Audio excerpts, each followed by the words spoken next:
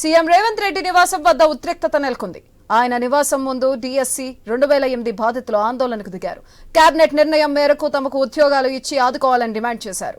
సీఎంకు కలిసేందుకు అనుమతి లేదని సెక్యూరిటీ అంటున్నారని ఆవేదన వ్యక్తం చేశారు. సబ్ కమిటీ నివేదికను పూర్తి చేసి నియామక తేదీని ప్రకటించాలని కోరారు.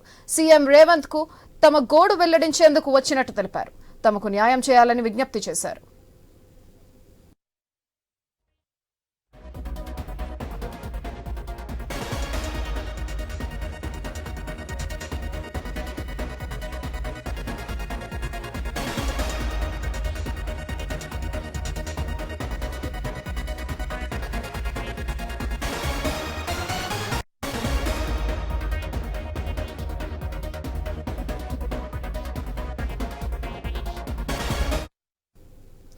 సీఎం రేవంత్ రెడ్డి నివాసం వద్ద డీఎస్సీ బాధితుల ఆందోళన గురించి మరింత సమాచారం మా స్పెషల్ కరెస్పాండెంట్ సునీల్ ఫోన్లైన్ ద్వారా అందిస్తారు.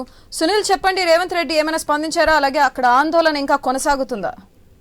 2008 డిఎస్సీ అభ్యర్థులు సీఎం రేవంత్ నివాసానికి చేరుకున్నారు. వాళ్ళు తమకు ఉద్యోగాలు ఇవ్వాలి అని చెప్పేసి కూడా సీఎం ను కలిసేందుకు ప్రయత్నాలు చేస్తున్నారు. గతంలో కూడా సీఎం నివాసానికి వచ్చారు.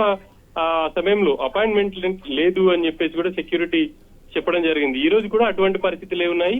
అయితే 2008 డిఎస్సీ అభ్యర్థుల సంబంధించి ప్రభుత్వం ఒక నిర్ణయం తీసుకుంది. కేబినెట్ సబ్ కమిటీని వేసింది. ఆ సబ్ కమిటీ నిర్ణయం మేరకు 2008 డిఎస్సీ అభ్యర్థులకు ఉద్యోగాలు ఇస్తామని చెప్పేసి కూడా ప్రకటించింది. ప్రస్తుతం ఇంకా కేబినెట్ సబ్ కమిటీ దీనికి సంబంధించి అన్ని అంశాలను పరిశీలిస్తుంది. ఎంతమంది అభ్యర్థులు ఉన్నారు, వాళ్ళకు ఏ బేసిస్ లో ఉద్యోగం ఇవ్వాలి అనేది కేబినెట్ సబ్ కమిటీ నిర్ణయం మేరకు ప్రభుత్వం ఒక అంచనాకు వచ్చి ఆ తర్వాత వాళ్ళకు ఉద్యోగాలు ఇచ్చే అవకాశం ఉంది. కానీ ప్రస్తుతం దీనికి సంబంధించి హైకోర్టులో కేసు కూడా నడుస్తుంది. 2000లో తాము 8లో తాము ఎంపిక అయ్యామో కానీ ఇప్పటికీ తమకు ప్రభుత్వం ఉద్యోగ కల్పించలేదు అని చెప్పేసి కొంతమంది హైకోర్టును కూడా ఆశ్రయించారు. ప్రస్తుతం ఆ కేసు కూడా ఇంకా కోర్టులో పెండింగ్ లో ఉంది. అయితే ఆ కోర్టు ఫైనల్ హియరింగ్ కంటే ముందే తమకు ఉద్యోగాలు ఇవ్వాలి అని చెప్పేసి కూడా ఇటు 2008 డిఎస్సీ అభ్యర్థులు అయితే ప్రభుత్వాన్ని డిమాండ్ చేస్తున్నారు. ఈ మేరకు ప్రభుత్వం మరి కొద్ది రోజుల్లోనే కేబినెట్ సబ్ కమిటీ నివేదిక మేరకు వాళ్ళకు ఉద్యోగాలకు కావచ్చు, అంటే ఎటువంటి ఇబ్బందులు రాకుండా భవిష్యత్తులో వాళ్ళకు ఎటువంటి ఇబ్బందులు రాకుండా ఉండేలా ఒక నిర్ణయం తీసుకోబోతుంది. ప్రస్తుతానికైతే ప్రభుత్వం 2008 డిఎస్సీ అభ్యర్థుల విషయంలో కొంత సానుకూలంగా వ్యవహరిస్తుంది అనేది చెప్పాలి. దాదాపు వందల సంఖ్యలో విద్యార్థులు ఉన్నారు కాబట్టి వాళ్లకు అనుకూలంగా నిర్ణయం తీసుకునే అవకాశం ఉంది.